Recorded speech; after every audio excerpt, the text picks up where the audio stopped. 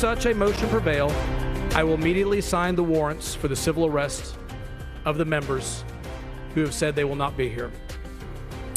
Breaking right now at 4, a showdown over congressional redistricting between Texas House Republicans and Texas House Democrats who left the state to avoid a vote on redrawing the maps, which would give Republicans 5 new congressional seats.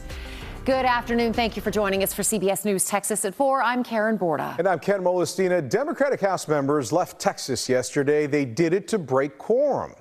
That's right. Our Eye on Politics reporter Jack Fink is in our newsroom right now. And Jack, a lot has happened in the last hour. Well, it certainly has, Karen and Ken. There are developments happening minute by minute. And the latest is Governor Greg Abbott ordering the Texas Department of Public Safety to locate, arrest, and return to the Capitol all the Democratic House members who didn't show up for today's session. It comes after the Texas House Republicans passed motions to issue a call on the House. That sets the ball rolling for the House to issue those warrants to bring the lawmakers back. But there are differing opinions on whether the state's authority covers lawmakers who left the state or just those who are still in Texas. Now, Republicans set 3 p.m. as their time for their session today, but the House didn't have the required 100 lawmakers to establish a quorum.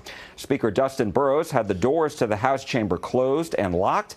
And even before the session, Republican Representative Briscoe Cain of the Houston area posted a photo on X of him signing the motion to start the process of finding and returning Democrats to Austin. Now, as a result, the House could not start debate of House Bill 4, legislation that will change the maps for the state's 38 congressional districts and increase Republican-held seats by 5. Dozens of Democrats flew to Chicago, where they met with Illinois Governor J.B. Pritzker, who you just saw, and others traveled to Albany, New York, and met with Governor Kathy Hochul there. I spoke with House members on both sides of the aisle, including Democratic Representative Venton Jones of Dallas, who went to Chicago, where he accused President Trump and Governor Abbott of stripping away minority representation.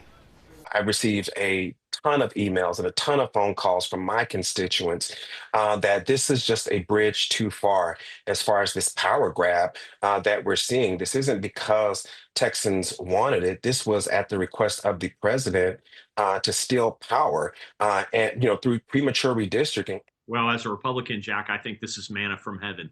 This is a significant moment for the House Republican caucus. It's an opportunity for us to draw together. And you mentioned the quorum preventing debate.